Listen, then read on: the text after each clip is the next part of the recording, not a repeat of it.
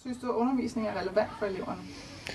Ja, jeg synes sådan en undervisning som den her er meget relevant for eleverne. Jeg tror, det kan bidrage med mange spændende indgangsvinkler til deres teenage- og ungdomsår.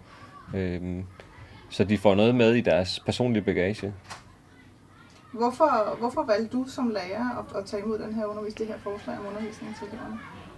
Jeg har valgt at tage imod sådan en undervisning som den her, fordi det kan give en ekstra nuance til, hvad jeg ellers bidrager med af traditionel undervisning. Det er noget andet at have folk udefra, som har en spidskompetence, som jeg ikke selv kan undervise i.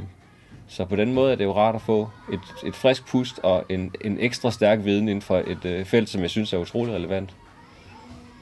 Vil du anbefale andre skoler at benytte sig af den her undervisning? Jamen jeg vil helt sikkert anbefale andre skoler at benytte sig af undervisning omkring penge. Jeg synes, det er meget, meget vigtigt, og jeg synes, jeg har set alt for mange eksempler på hvor det går galt for unge mennesker, fordi de ikke er klædt på til det rigtige. Og jeg tror jo også, at det er det rigtige tidspunkt at tage fat i de unge mennesker, så de bliver rustet til at imødekomme de her beslutninger på et fagligt grundlag tidligere, end når de rent faktisk står og skal til at bruge pengene senere.